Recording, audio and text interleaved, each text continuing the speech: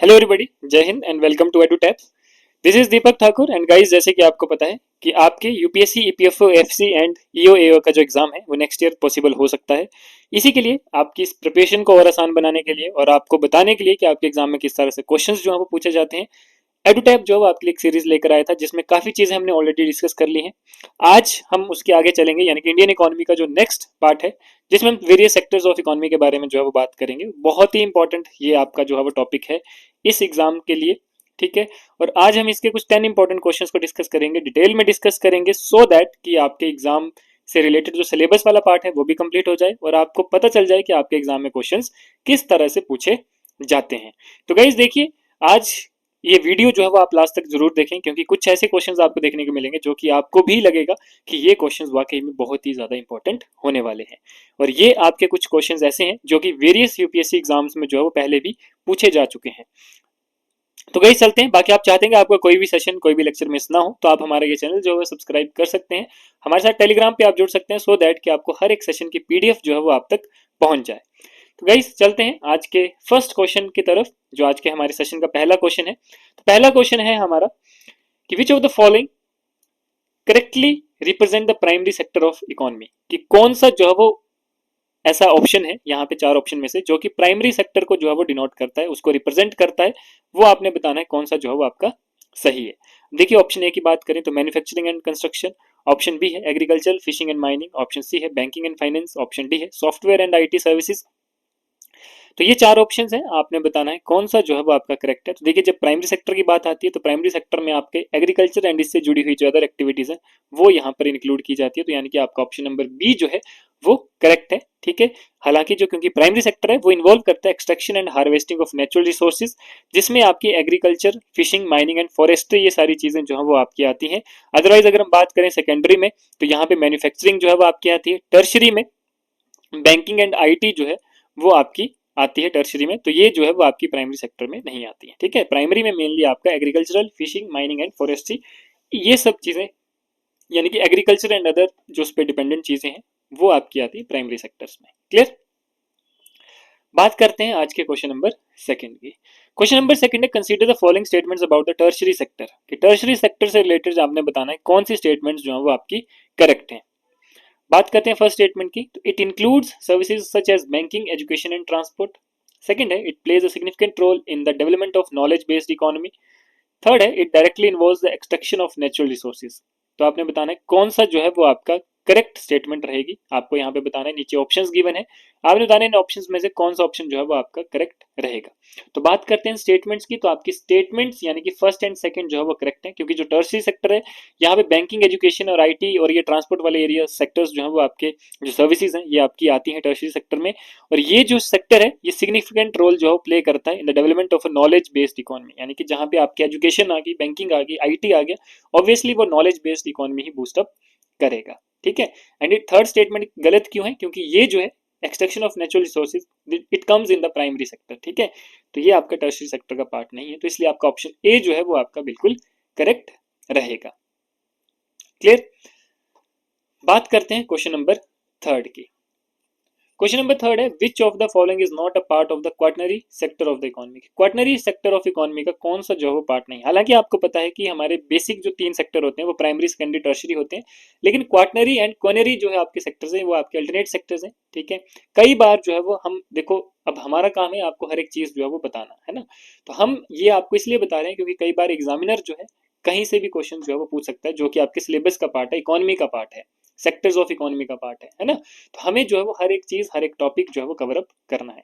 तो वही चीज है कि अगर यहाँ पे आपसे पूछा है कि कौन सा जो है वो क्वाटनरी सेक्टर का पार्ट नहीं है, तो आपने बताना है। अगर ऑप्शन ए की बात करें तो ये है रिसर्च एंड डेवलपमेंट, बी है इंफॉर्मेशन टेक्नोलॉजी सर्विसेज, सी है manufacturing of consumer goods and D है कंसल्टिंग एंड लीगल सर्विसेज। तो कौन सा जो है वो पार्ट नहीं है क्वाटनरी सेक्टर का, तो वो है ऑप्शन सी, यानी कि मैन्युफैक्चरिंग ऑफ कंज्यूमर गुड्स। तो मैन्युफैक्चरिंग आपका सेकेंडरी का जो है वो पार्ट है। तो quaternary sector mainly involves activities होती है जो कि नॉलेज बेस्ड सर्विसेज है, it is somehow related to tertiary sector, but इसमें जो है वो आपकी लीगल सर्विसेज एंड कंसल्टिंग भी जो है वो आपकी इन्वॉल्व रहती है, R&D जो है वो आपकी इन्वॉल्व रहती है। तो इसलिए आप ये बोल सकते हैं कि it is a knowledge based services. तो क्वाटनरी सेक्टर जो है आपका ये चीजें कंसर्न करता है, ना कि manufacturing. Manufacturing of consumer good जो है वो आपका सेकेंडरी सेक्टर का जो है वो पार्ट रहता है। क्लियर। चलिए आगे चलते हैं क्वेश्चन नंबर फोर्थ की तरफ। तो क्वेश्चन नंबर फोर्थ है, which of the following best describes the relation between sectors of the economy, कि कौन सा जो है वो बेस्ट डिस्क्राइब करता है रिलेशनशिप को बिटवीन सेक्टर्स ऑफ इकोनॉमी। बात करते हैं आपके फर्स्ट ऑप्शन की। तो फर्स्ट ऑप्शन है the primary sector is dependent on the tertiary sector for raw material. Second है the secondary sector transforms raw materials from the primary sector into goods. Third है the tertiary sector primarily provides raw materials for the secondary sector. Fourth है the primary sector is concerned with the production of services. ये जो है वो आपके चार options हैं, आपने बताना है कौन सा जो है मतलब बेस्ट डिस्क्राइब कर रहा है relation between the sectors of the economy. तो आपका सही ऑप्शन रहेगा ऑप्शन बी, यानी कि जो secondary sector that transforms raw materials from the primary sector into goods. Yes, क्योंकि जो सेकेंडरी है वो आपका मैन्युफैक्चरिंग वाला आता है। तो मैन्युफैक्चरिंग आप किसकी करोगे, जो आपको प्राइमरी सेक्टर में चीजें मिली है ना, जो रॉ मटेरियल्स आपने वहां पे लिया है, ठीक है, तो उनको जो है आप मैन्युफैक्चर करते हो, उनको जो है वो आप मेंटेन करते हो, तो वो आपका जो चीज है वो आती है सेकेंडरी सेक्टर में। तो इसलिए आपका ऑप्शन नंबर बी जो है वो आपका बिल्कुल करेक्ट रहेगा, क्योंकि आपको पता है कि जो प्राइमरी सेक्टर है ये extract and harvest natural resources से रिलेटेड है, और सेकेंडरी सेक्टर जो है वो इन्हीं रॉ मटेरियल्स को मैन्युफैक्चर करता है और गुड्स जो है वो कंस्ट्रक्ट करता है। और ये जो टर्शियरी सेक्टर है ये सर्विसेज प्रोवाइड करता है, ना कि रॉ मटेरियल प्रोवाइड करता है। तो आपका जो है ये आपका ऑप्शन बी जो है वो आपका बिल्कुल करेक्ट रहेगा। बात करते हैं आज के फिफ्थ क्वेश्चन की, यानी कि क्वेश्चन नंबर फिफ्थ है कि which of the following statements regarding the tertiary sector is are correct. ठीक है, कि आपने बताना है कि टर्शियरी सेक्टर से यहाँ पे कौन सी स्टेटमेंट्स जो है वो आपकी करेक्ट है। तो ये it primarily deals with the provision of services rather than goods. तो देखिए ये सर्विसेज से रिलेटेड है, तो बिल्कुल सही है। Services such as transportation, education and healthcare are part of the tertiary sector, बिल्कुल ठीक है। The tertiary sector is often less important than the primary and secondary sector in developed economies। तो ये आपकी गलत हो सकती है, तो इसलिए आपका ऑप्शन ए जो है वो करेक्ट है, क्योंकि आपका फर्स्ट और सेकंड स्टेटमेंट जो है वो सही है, पर थर्ड स्टेटमेंट जो है वो आपकी गलत है, क्योंकि टर्शियरी सेक्टर भी आपकी उतनी ही इंपॉर्टेंट है जितनी आपकी primary and secondary sectors important है। तो आपका ऑप्शन ए जो है वो आपका करेक्ट रहेगा। बात करते हैं क्वेश्चन नंबर 6 की। तो यहाँ पे बात की गई है कि आपने बताना है कंसीडर द फॉलोइंग स्टेटमेंट्स जो कि क्विनरी सेक्टर से रिलेटेड जो है वो आपकी रहती हैं। तीन स्टेटमेंट्स नहीं, आपने बताना है क्विनरी सेक्टर से रिलेटेड कौन सी स्टेटमेंट्स जो है वो आपकी हैं। फर्स्ट स्टेटमेंट की बात करें तो it is a sub sector of the tertiary sector and involves high level decision making. It includes positions of leadership in government, universities and non profit organisation, कि ये जो है इंक्लूड करता है वेरियस पोजीशन को leadership in government, universities, NGOs में। ठीक है। थर्ड है it is mainly concerned with the mass production of goods, कि ये जो है वो मास प्रोडक्शन ऑफ गुड्स से रिलेटेड भी रहता है। तो जब हम क्विनरी सेक्टर की बात करते हैं तो आपका फर्स्ट और सेकंड ऑप्शन जो है वो करेक्ट रहता है, क्योंकि mass production of goods comes in the secondary sector, जहां पे मैन्युफैक्चरिंग की बात होती है। तो first statement it is a sub sector of the tertiary sector, की बिल्कुल सही है, टर्शियरी सेक्टर का ही एक सब सेक्टर है। And involves high level decision making, इसमें जो है एक हाई लेवल डिसीजन मेकिंग जो है वो रहती है। और it includes position of leadership in government, ठीक है, गवर्नमेंट की कोई लीडर्स की पोस्ट है उसको भी इंक्लूड करता है, यूनिवर्सिटीज की जो लीडर्स हैं उनको इंक्लूड करता है, और एनजीओस के जो आपके चेयरमैन होते हैं उनको भी इंक्लूड करता है। तो ये जो है वो आपका आता है आपका क्विनरी सेक्टर्स में, ठीक है, जहां पे आपका हाई लेवल डिसीजन मेकिंग के साथ जो है वो आप डील्स करते हो, ठीक है, चाहे वो गवर्नमेंट सेक्टर में, एजुकेशन सेक्टर्स में, एनजीओस में है, ठीक है। तो ये सब चीजें जो है वो आपकी रहती है। क्लियर। बात करते हैं क्वेश्चन नंबर 7 की। क्वेश्चन नंबर 7 है consider the following statements regarding the informal sector, कि अब आपने बताना है वो स्टेटमेंट्स जो कि इनफॉर्मल सेक्टर से रिलेटेड रहती हैं। अब देखिए जब हम इनफॉर्मल सेक्टर की बात करते हैं तो आपके 3 स्टेटमेंट्स गिवन है, आपने बताना कौन सी स्टेटमेंट्स जो है वो आपकी करेक्ट है। जब हम करेक्ट स्टेटमेंट की बात करते हैं तो it consist of unregistered economic activities that are not regulated by the government, कि ये जो है वो एक अनरजिस्टर्ड इकोनॉमिक एक्टिविटीज हैं जो कि गवर्नमेंट रेगुलेट नहीं करती है। It is predominant in developing countries and includes job such as street vending and domestic work, ठीक है, कि ये डेवलपिंग कंट्रीज में जो है सबसे ज्यादा प्रीडोमिनेंट है।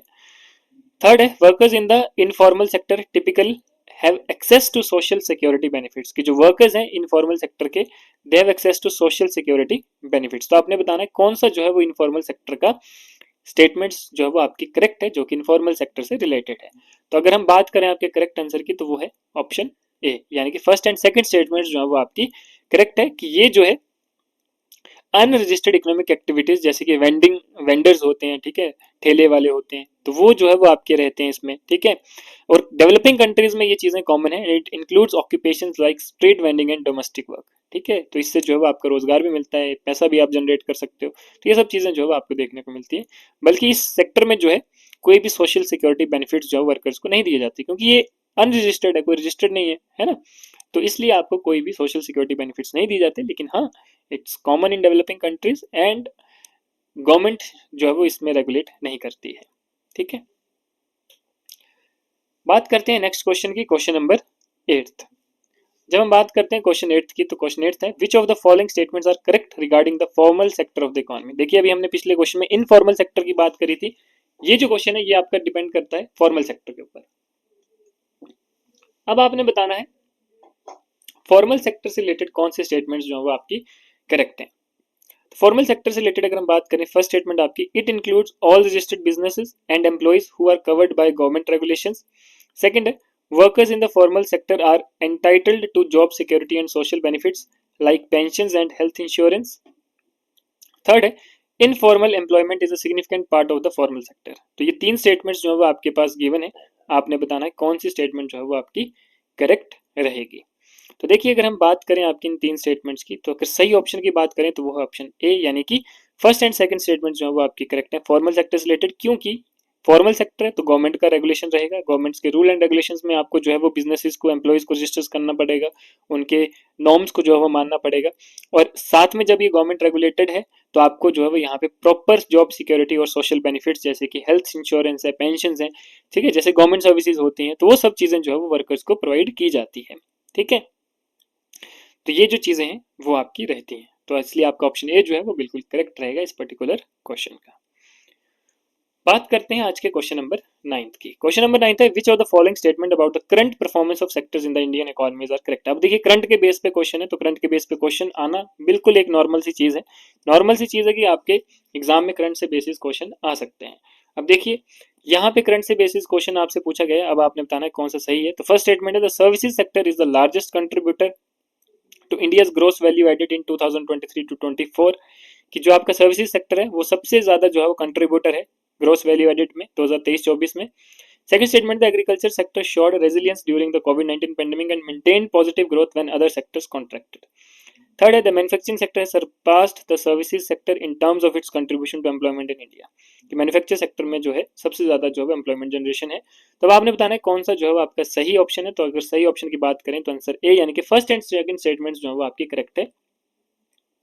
फर्स्ट स्टेटमेंट की बात करें तो देखिए जो सर्विसेज सेक्टर है सही में लार्जेस्ट कंट्रीब्यूटर है इंडिया की ग्रोस वैल्यू एडिट में, ठीक है, क्योंकि ये अकाउंट करता है लगभग 50% of total gross value added, ठीक है, जो कि एक इकोनॉमी में एक डोमिनेंस भी जो है वो क्रिएट करता है।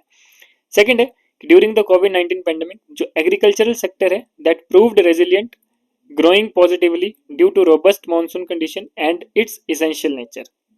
ठीक है, तो ये जो है वो आपका बिल्कुल करेक्ट है। थर्ड है कि while manufacturing contributes significantly to employment the services sector has a dominant share in terms of employment growth in organised jobs specially in urban areas. ठीक है, तो थर्ड स्टेटमेंट आपके इसलिए जो है वो करेक्ट है।